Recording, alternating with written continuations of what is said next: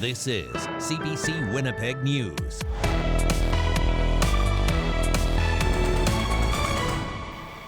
Good evening. Thank you for joining us. Let's begin with the special weather statement that's now in effect. Meteorologist John Sauder standing by watching what's headed our way. Yeah, thanks, Janet. The shaded area you see behind me is the special weather statement. All of southern Manitoba, the Parklands region, parts of the southern Inner Lake, and this is talking about 10 to 20 centimeters accumulation by the weekend. This is not a typical Colorado low. It's a long-lasting weather event, and the snow is going to come to us in waves. And as we get toward the weekend, we could see the higher terrain in western Manitoba seeing amounts that are totaling more like 30 centimeters. This will impact southern Manitoba with that 10 to 20 centimeters by late Friday. Highway travel, well, temps will be close to freezing, so it'll produce slick conditions on highways within the city limits. I think even by tomorrow morning, it'll be slushy and slow. And what follows this system is temperatures plunging through the weekend and certainly on into early next week. It's already snowing in parts of southern Manitoba. I'll show you the radar in just a few minutes. Thank you, John. You bet. Family and friends of the victim in a fatal stabbing at the Millennium Library in downtown Winnipeg are remembering him as a caring person and a talented football player. CBC's Cameron McLean reports. Tyree Kerr was a star football player who loved life. That's how one of his best friends remembers him. He was super outgoing. He lit up the whole room. He had energy for days. He always had a big smile on his face. He loved life. He loved talking. He loved his people. He loved people who loved him. He was just special. Police identified the 28-year-old as the victim of a fatal stabbing at the Millennium Library on Sunday. Kyle Clausen says he and Kerr had been friends since the third grade and played on the Elmwood Giants football team together. And he was really good. He was our star on our team. He really put Elmwood on the map for football-wise. He just grew the football program so big. 3 youth have been charged in connection with Kerr's death, a 14-year-old with second-degree murder, and a 15-year-old and a 16-year-old with manslaughter. This was the second violent incident at the library in a week, according to the union representing workers. A letter was even sent to the mayor and CAO warning about safety concerns. Demanding that action be taken immediately to ensure the safety of our staff at the Millennium Library and other areas as well be addressed. We were requesting urgent action. The chair of the Community Services Committee says they are meeting with library staff to review what happened on Sunday and discuss next steps. Supposedly the reports we've heard is they had a lot of incidences going on throughout the day. Why was it not dealt with prior? Is we have a lot of security there? Is that a problem? We don't know. So we need time to digest this and do a little bit of assessment. The city councillor for the ward that includes the library doesn't want to see a return to stricter screening measures like those implemented 3 years ago. Knee-jerk responses like airport-like security or paramilitary gear isn't the community safety conversation that we need to be having. That might be a quick purchase, but it certainly isn't something that is available to every business in the downtown or elsewhere. Council is expected to discuss security measures on Thursday. Cameron McLean, CBC News, Winnipeg. First Nation leaders and Indigenous groups are calling on the federal government to fund a search of 2 Winnipeg area landfills. The chair of the Winnipeg Police Board told media yesterday Indigenous groups are on their own when it comes to getting a search done. CBC's Holly Carrick explains. Red dresses are tied to a fence near the entrance at the Brady Road landfill south of the city. Protesters are blocking access to the landfill.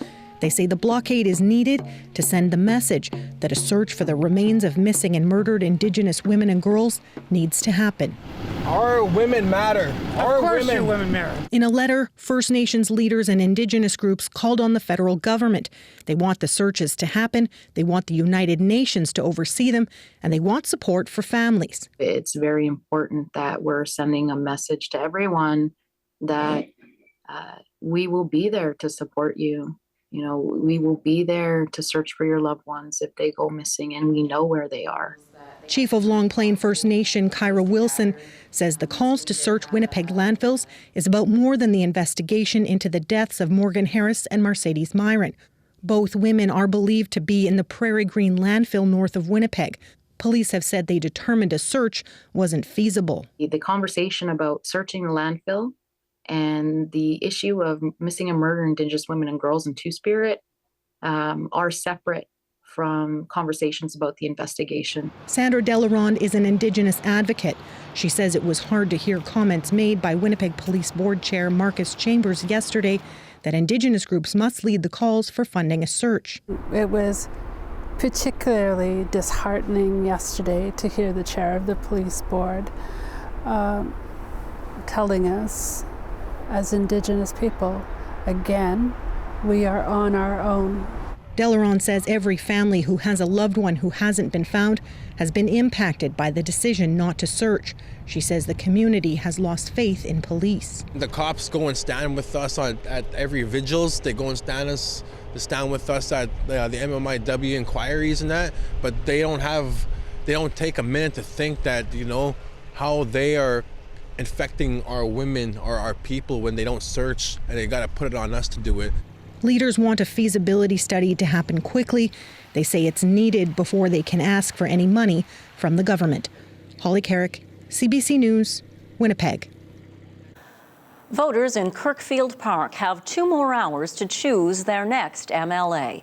A by-election is underway in the provincial constituency on the west side of Winnipeg. CBC's Bartley Kivas joins us now live in the newsroom. Bartley, we're into the Christmas season. Why hold a by-election now? Janet, this rare December by-election is happening because former PC MLA Scott Fielding resigned in June. Premier Heather Stephenson waited until the last possible day to call this by-election. As luck would have it, the weather today was pretty nice for December 13th. Here's the polling station on Rita Street in Silver Heights earlier today. Pretty busy for a by-election. Just over 2,200 people voted in advance, and another 15,000 are eligible to vote today. So what's at stake in this by-election? The PCs have held this seat since 2016, and they want to hold on to it. They're trailing badly in the polls, and they're looking for a boost going into the next general election next year. The Tories have put up former Winnipeg City Councillor Kevin Klein as a candidate. He's a recognizable name. He spent 4 years as a city councillor, and he finished third in Winnipeg's mayoral race this fall.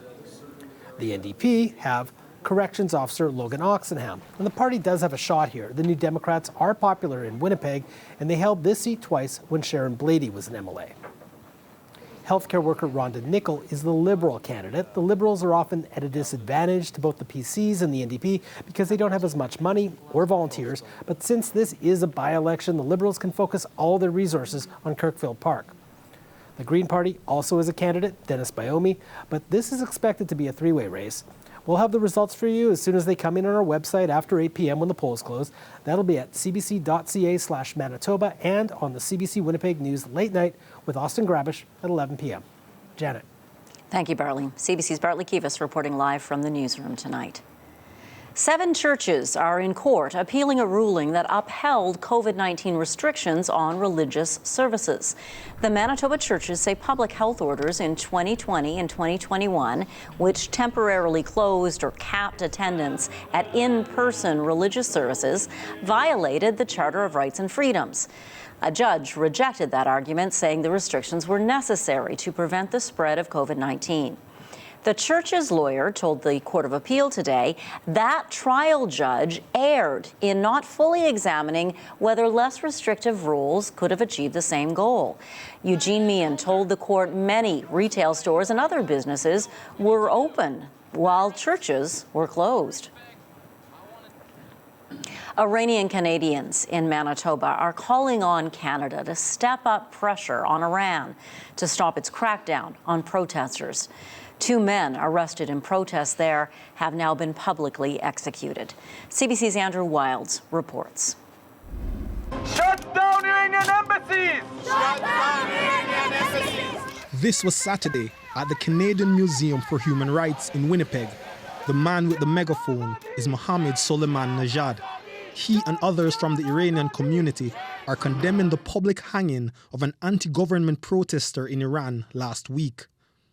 By Monday, a second man was executed. So it was not something that we did not expect, but at the same time, it does not alleviate the pain. Iran's government says the man they executed killed members of the security forces, but many organizations say the executions are a ploy to intimidate protesters. Soleiman Nejad says he and others he's talked to back in Iran won't stop pushing for change. What these executions are doing are just adding fuel to the blazing fire of anger that is inside the Iranians, either students, workers, anyone who is on the street. Nationwide anti-government protests in Iran are in their third month. The unrest was triggered by the death of a 22-year-old Kurdish-Iranian woman, Mahsa Amini, who died in the custody of Iran's morality police over how she was dressed. Outside the Tehran cafe, solidarity is on display. Everyone upset. My wife is so upset. She can't even, talk, and she's at home. And not only my wife, every single Iranian across the globe, they're upset about this. Not only Iranian, I think all the world worried about the human rights in Iran.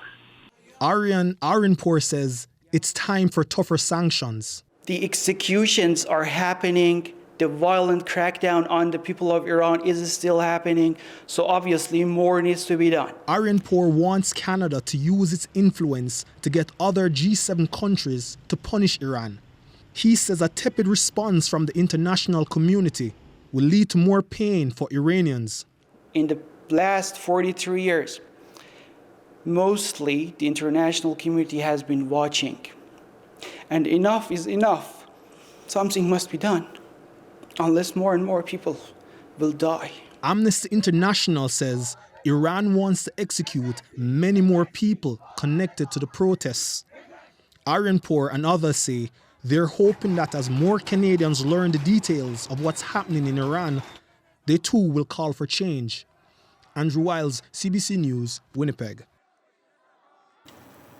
If anyone in your family has mobility issues and finds walking through the airport difficult, a new option at Winnipeg's Richardson International might work well for them. The airport now has self-driving wheelchairs available for travelers. A test run in September was successful, so now they're available for public use. No more waiting for an airline employee to push you around. These wheelchairs will deliver travelers to pre-programmed spots like security or a particular gate. The CEO of the local company bringing this technology to North America says autonomous chairs could one day deliver passengers right to their vehicles. Autonomous units will be able to deliver you independently anywhere you're going within a particular venue. And it's not necessarily going to be dedicated to airports. I mean, these are applications that are going to be utilized in multiple venues throughout the world. Hospitals, everywhere where wheelchairs are currently require somebody to assist them. This creates an independent solution anywhere that's needed. The self-driving wheelchairs have been in use at an airport in Japan since 2020. Richardson International will be the first airport in North America to offer them as a service. Since late October, Samaritan House Ministry's Safe and Warm shelter in Brandon has been struggling to meet increased demand. For the first time since it opened in 2013, it's had to turn people away because it doesn't have enough beds. A new warming space called The Q opened last week as a temporary solution to this crisis. CBC's Chelsea Kemp brings us the story. On any given night, there can be a lineup for Brandon's Safe and Warm shelter, but it has been a challenge meeting the community's needs. Now, the Q Warming Center has opened to provide a safe place when the city's only shelter reaches bed capacity. So Samaritan House does that, helping those in need. So if I can give you a bed or a bite to eat, then I've helped. But I don't do it alone. I do it because people out there donate to us either. The shelter can have no more than 41 people, but some nights can see more than 60 visitors stop by. The Q Center will offer warmth, seats, and blankets for those in need. But I actually got loans for this place. This is our home now. And you know what? Even if we get our own place, it's still gonna be our home. This is safe and warm. While the queue offers a temporary respite from the winter, some Safe and Warm users say the city needs to do more. Donations. We rely on donations. Where has the heart come from the city? Where has any giving come from the city to provide us with any kind of shelter, food, or warmth, or safety? The queue will be operational at the same time as Safe and Warm. It will open its doors when capacity is reached. It is expected to be operational until March or April. Chelsea Kemp, CBC News, Brandon.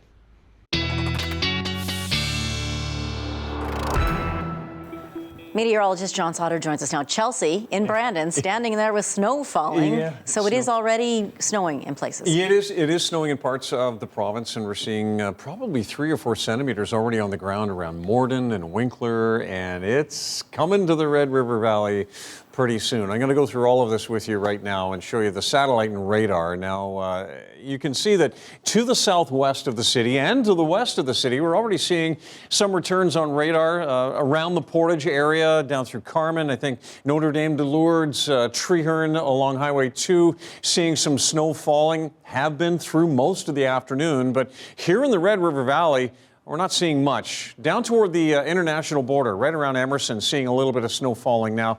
If we widen the picture out, you can see where the real action is, and this is interacting with winds that are gusting at about 90 to 100 kilometers per hour across northern sections of South Dakota, most of the eastern sections of North Dakota, and then northern Minnesota. And as you get down toward Minneapolis, it changes over to rain. The pink you see here on radar is a rain-snow mix or freezing rain right now. So a lot going on with this Colorado low, which is not a typical one. It's not the kind of thing that's going to hit us with 30 centimeters all at once or within an 18-hour period with a bunch of wind, at least not here in southern Manitoba. It's coming to us in waves, and you'll see that in Futurecast in a second. Today, right around 0 to -1 through most of the day. Winds not all that strong. That's good news. East winds at 15. We see the snow on Futurecast getting a little farther north by the time we get into the middle of the night. So here's 1:30 in the morning. Winnipeg just on the edge of things, and then as we get into about 8 o'clock in the morning, we're all pretty much into the snow. And this will be a wet snow. Lows tonight are within a couple of degrees of the freezing mark. We'll be up to 0 in the afternoon. It lets up a little bit, starts again, lets up a little bit, starts again over the coming days. Thursday will be interesting because the snow will actually be to the east of us and move from the east over to the west as we work our way through the day. So the low is south of us. That means easterly winds on Wednesday, and that's why enhanced snowfall will be out in the western sections of the province. That cold, moist air will just rise up into that higher terrain and enhance that snowfall. So here's a look at Thursday afternoon. We're still seeing periods of snow, and we'll see more of this really moving in on Friday as well. Snowfall amounts then, again, will stop at about 1 in the morning. 4 centimeters Morden, a couple in Brandon, nothing in Winnipeg. But as we get into the morning hours, we're starting to see those accumulations and then further snowfall amounts really adding up by 5 o'clock on Wednesday. Sioux Lookout still at only about 2 centimeters. And then you go through the day Thursday and you see amounts that are really picking up. 18 to 19 in the Winnipeg area, more like 25 closer to the international border. Tonight, -2, though. Snow developing here overnight. We'll see periods of snow in the morning. Winds not all that strong yet. And then we're going to see a high of 0, periods of wet snow in the afternoon. Then in the long range, the wind really starts to pick up Thursday afternoon and through Friday. And we'll see additional snow as temperatures really cool off on the backside of the system toward the weekend. A little later, I'll show you how cold it's going to be early next week. Weather Update is brought to you by Home Equip, your trusted local source for Pride Mobility scooters. From sales to rental and repair, our team is here to serve you. Morocco is having its most successful run ever in World Cup history. The team has beaten powerhouses Belgium, Spain, and Portugal to make it to the tournament semifinals. The first time ever a Muslim and African country has gone that far. So how big a deal is this? I spoke with an avid soccer fan to find out. Omar Kinnerath, thanks for joining us. No problem. Thanks for having me. Morocco in the semifinals. What does this mean for the Arab world and the African world? Oh, at this point, like, it means everything. I mean, for folks that have grown up, watching soccer, playing soccer in those types of countries, I mean, it's amazing to see the first African country, first Muslim majority country that has made it to the semifinal. But it's more the way they did it that's really got me excited and a lot of people excited, just knocking off world powers like they have. So yeah, definitely, it's an overall era of joy and excitement. And it won't matter what happens tomorrow because I feel like they've shown the world, a new type of football. They could be in tough, right? France is defending champs. France is the best in the world, in my opinion. So it is going to be tough. But I mean, look at who they were up against, like coming here. Very, very high quality team. So I think Morocco does have a plan to kind of offset all the talent of France, and we will just have to wait to see what happens here. Now, Morocco actually was colonized by France. Does that add to the tension at all? Oh yeah, for sure.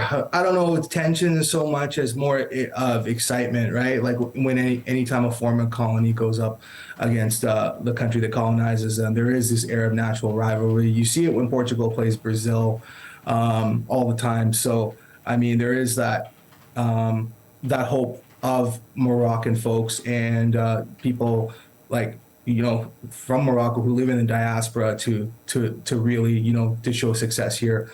But again, a lot of the Moroccan team, half of the Moroccan team was born outside of Morocco. A lot of those players were actually born in France and play their professional football in France. So it's kind of it's a weird feeling going into this game where there's a lot of connections, not only the colonial narrative, but also a lot of players have French roots. Yeah, and a lot of the French team is actually have Moroccan roots as well. There's a lot of crossover. What do you think it would mean if, let's just say, another big upset, Morocco actually makes it to the finals? Oh, I mean, that would be the biggest. It would be the biggest thing in soccer history, to be honest with you, for Morocco to get there, just because they're not a highly ranked country. They come from a part of the world that has very, very good soccer players, but hasn't produced these top quality teams. I feel this World Cup, if anything, has shown that some of these tier 2, tier 3 teams, and you can include Canada being in tier 2 and tier 3, are catching up to the big powers. And you've seen with the success of Morocco and how good Japan did.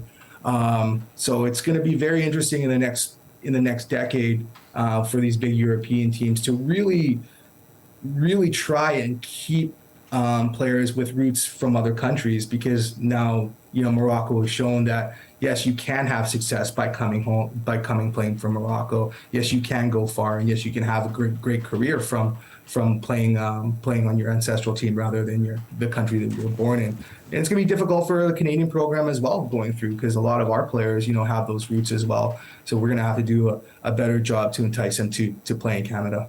Exciting times, though. Definitely. Omar Kinarath, thanks for your time tonight. No problem. Thanks for having me. Don't forget to subscribe to our CBC Manitoba YouTube channel. You'll never miss a newscast or a John Sauder weather forecast. You can watch it whenever it's good for you. National news coming up after the break. The federal government says it is committed to bringing about systemic and cultural change within the Canadian military.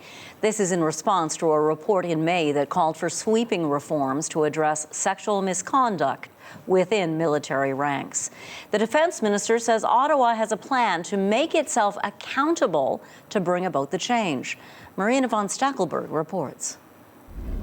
We are not rejecting any of Madame Arbour's recommendations. Canada's Defence Minister Anita Anand promises she will order the military to act on all 48 recommendations in this spring's Arbour report. It painted a damning picture of the culture within the Canadian Armed Forces and how the military has dealt with allegations of sexual misconduct. It's not just morally right, it's operationally necessary. As you know, the Canadian Armed Forces is in a recruitment challenge. And we need to hold the confidence of the Canadian public to say this is an institution that is undergoing cultural change. Since the 90s, the military has investigated and prosecuted sexual assault cases within its own ranks. Anand says she will ask the military for a plan to permanently hand that responsibility back to civilian police and courts. But there has been pushback from provinces, which say they can't handle the extra workload. The report's author, former Supreme Court Justice Louise Arbour, says it's clear the federal government needs to legislate that change. I find that argument maybe a little disingenuous, particularly when it comes from provincial police forces that can expect no more than a handful of cases every year. Anand has also agreed to order a review of Canada's military colleges. Those are the separate post-secondary schools that train armed forces members. The prevalence of sexual misconduct within the schools is well documented. Arbour told a House of Commons committee she's worried her recommendations might get shelved. It's not the first time the Canadian military has been handed a blueprint to fix its internal problems. This is an organization that is heavily self-regulated. Much of what I recommend, except a few things that require an act of parliament, require internal decisions, not further review and further analysis. That's my concern. The defense minister says what is different this time is she's hired an external monitor who will keep tabs on progress and provide regular updates. She says it's her goal to ensure that the changes made within the Canadian military last. Marina von Stackelberg, CBC News, Ottawa. Thousands of rail workers have walked off the job in the UK, disrupting train service throughout the country. It's the start of what's expected to be a month of strikes by public service workers, demanding better pay to cope with soaring inflation. Abby Kuavasan has the story now from London. Paddington Station not as busy as it normally is. That's because the UK's largest rail union has walked off the job. Only 20% of the trains are running, and that's causing massive disruptions. I'll try and make it early. Hopefully I'll not get stuck. Strikes have always been a feature of British life. You know, the unions are quite strong, although for many years it's been peaceful. But, I guess they're suffering the same sort of problems we are in Canada, right? Cost of living increases. Rail workers want a pay increase to counter inflation, which soared to double digits this past summer. Postal workers, border force employees, and healthcare are part of the 10 sectors striking this week alone. Nurses are going on strike nationwide for the first time. They say emergency services will not be affected, but appointments and treatments could be postponed. The military is being called in by the government to drive ambulances. The strikes seem to have strong support from the public. For the work that they do and, the pay that they receive, it makes you think, why would you want to become a nurse? Christmas time, really, guys? Not a right time to do it. No sympathy. It's frustrating because it could all be just sorted out if the government was just compliant. But the government insists it can't afford to pay all public sector workers to align with inflation. One independent think tank has estimated that would cost about £18 billion, just over 30 billion Canadian. But unions say if workers aren't paid properly, even more staff will leave their jobs and services could be weakened further. It's not the winter of discontent that Brits faced in the late 1970s, but there will be severe disruptions, not just this month, but in January as well. Abby Kuavasan, CBC News, London. Think of an indoor playground. You know those ball pits? They can be tons of fun for especially small children. But all those kids with all those noses and all those hands, all those germs, ugh. A new business in Windsor, Ontario says with COVID still a concern, and now RSV and flu hitting children hard, they're really focusing now on their sanitizing process. The CBC's Jason Vio paid a visit. Coins, candy, and socks. Those are some of the common things found beneath these balls. But a big concern is something you can't see, such as germs. The playground right now is cleaner than my own home. It truly is. The husband and wife owners have 3 young boys of their own, ages 3, 6, and 7. They inspired this space after noticing so few indoor options for young kids. Even as COVID and RSV continue to spread, it didn't deter them from making this investment. Because of what's going on, because of those 2 years that we went through, this is so needed. Research published by the American Journal of Infection Control in 2019 found 8 bacteria within ball pits they studied that could cause disease. Here's this business's solution. Each and every Monday, Slides Indoor Playground closes for the entire day for a deep clean. One of the main tasks, though, is to clean each and every one of these 33,000 balls. This large ball cleaning machine was ordered from overseas. The 2 pits are divided up, one half full of balls and the other empty. Then it sucks them up in this large clear hose, bathes them in cleaner, sends them to a UV light dryer, and spits them back into the empty pit. This place isn't massive, but we actually have 11 in total of staff. And it's because we want to keep up with the cleanliness and the sanitizing of this place. A team of 5 spends 3 hours thoroughly wiping everything down. Here's a before and after of a mat with the dirty side on the right. I feel it not really comfortable to bring her to some places like those, but I trust the people who work here. They can clean and sanitize everything. Sliding down can certainly be fun, but the owners take a lot of pride in knowing the balls you bounce into at the end are meticulously cleaned. Jason Vio, CBC News, Windsor. Does look like fun. Still ahead, science fiction. Could it once again becoming reality? Think of phones and video calls. All that was once just science fiction. We'll show you the latest thing coming up. And then John will have his Manitoba forecast. You're watching CBC Winnipeg News.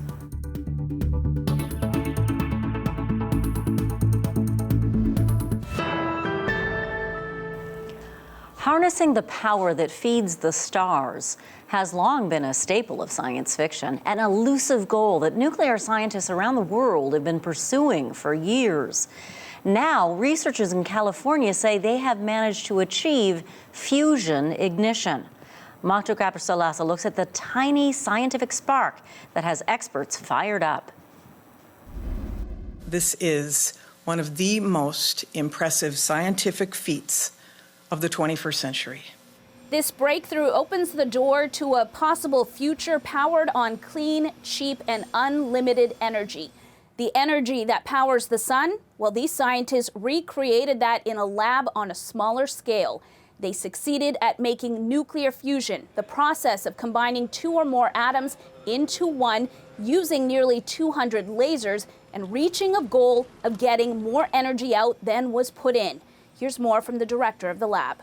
The science and technology challenges on the path to fusion energy are daunting, but making the seemingly impossible possible is when we're at our very best. Ignition is a first step, a truly monumental one that sets the stage for a transformational decade in high energy density science and fusion research, and I cannot wait to see where it takes us. With today's news, you have a lot of excited experts, but there are also those giving a reality check. One expert said that with this project, the energy produced was enough to boil about 11 liters of water. So there's no quick fix here.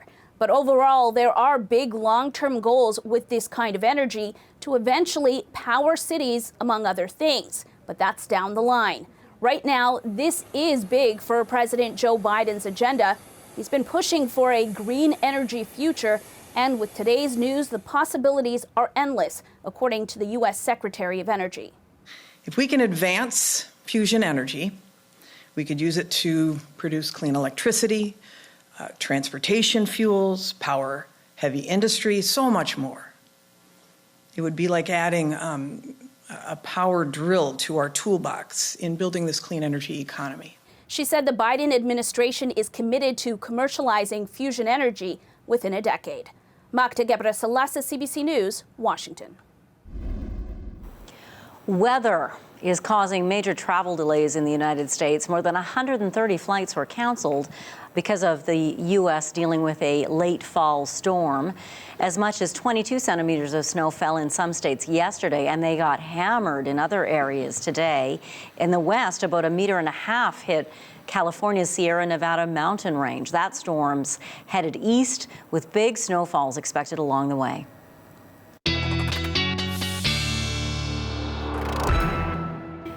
Now, John, is any of that connected to what's heading our way? Yeah, kind of separate systems. We got this Colorado low that's kind of in the northern U.S., which is going to hit us a little bit, but separate system in the west and another one out to the east. And it's that time of year. And also that time of year when people think about getting out on our waterways and enjoy them as they freeze up.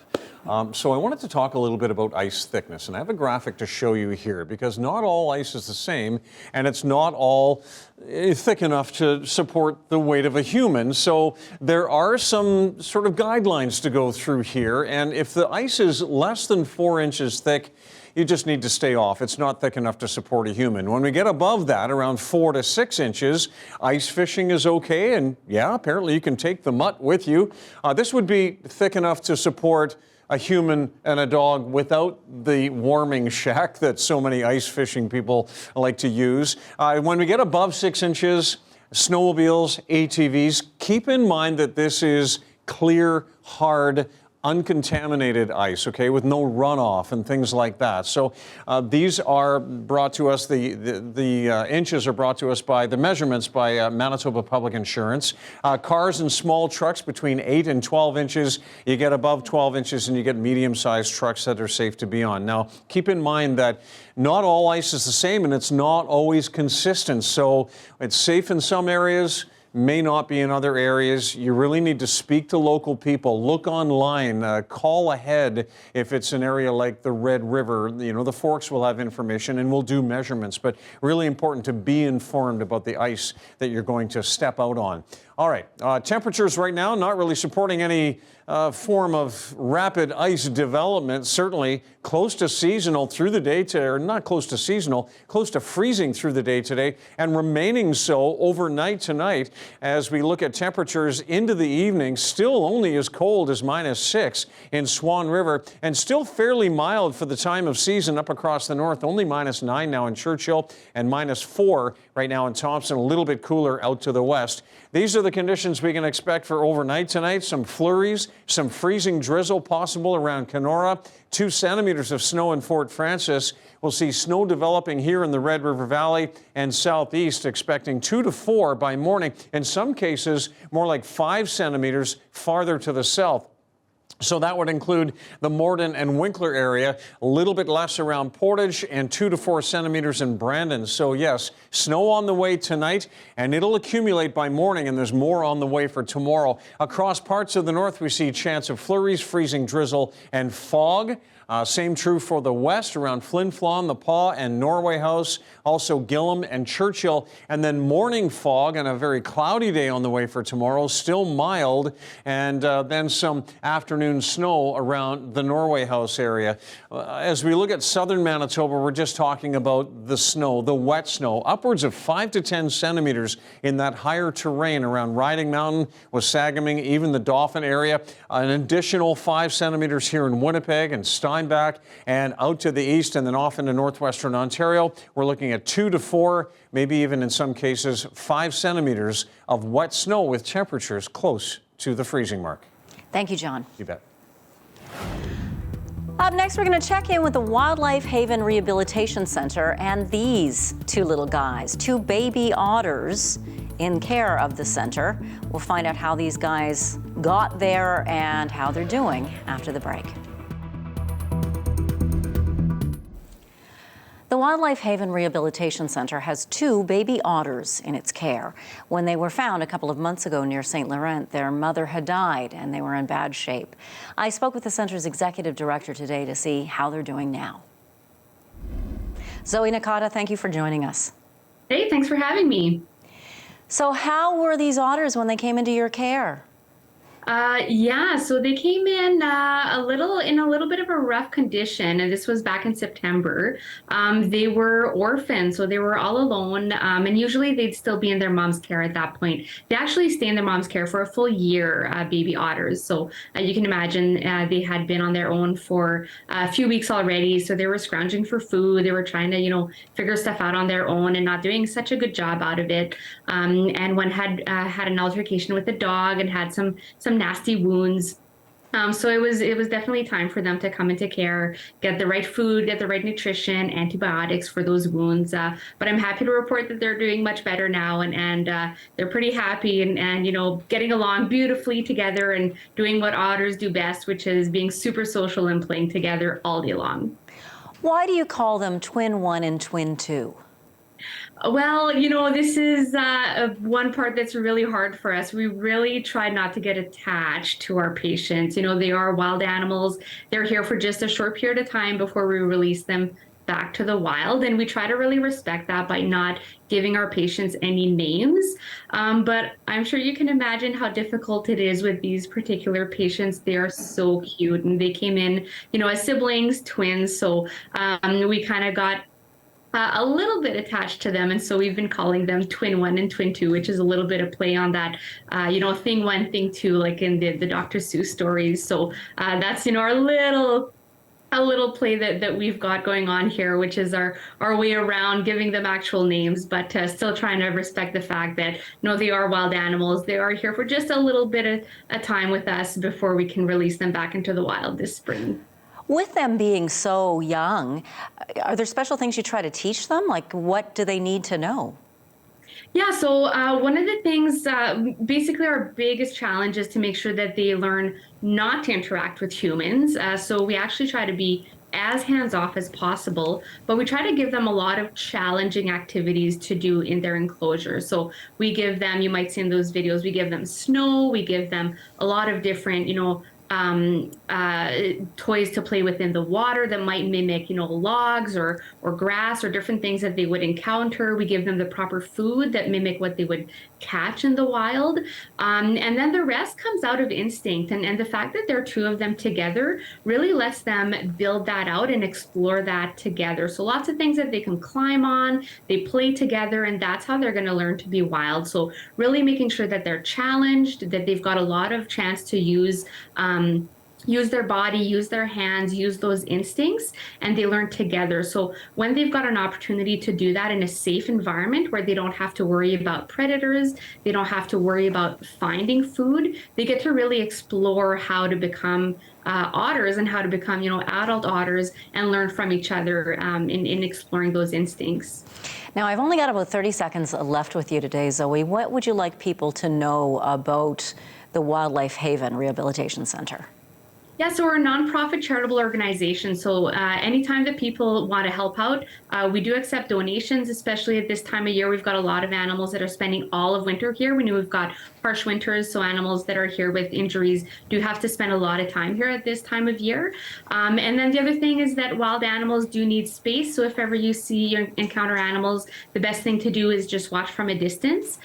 So to make sure that we can keep their habitat safe and give them a lot of room to leave them be.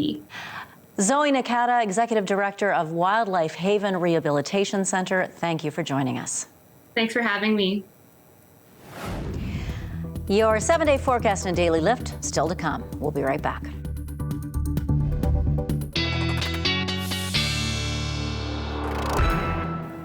So the snow starts tonight. It comes to us in waves over the next few days, and what follows the snow is much colder weather. Look at the highs in Monday and Tuesday. We're looking at mid-20s in the mornings and highs struggling to get past -20 or so on Monday and Tuesday next week. Now, over the holidays, we humans tend to eat a lot of chocolate. According to Nielsen research, chocolate sales are their highest around Christmas and Hanukkah. Makes sense to me. However, chocolate can divide families. Do you go with the chocolate that's minty, or do you go with the stuff that tastes like orange? CBC's Fiona Odlum hit the streets to bring us this daily lift. Minty.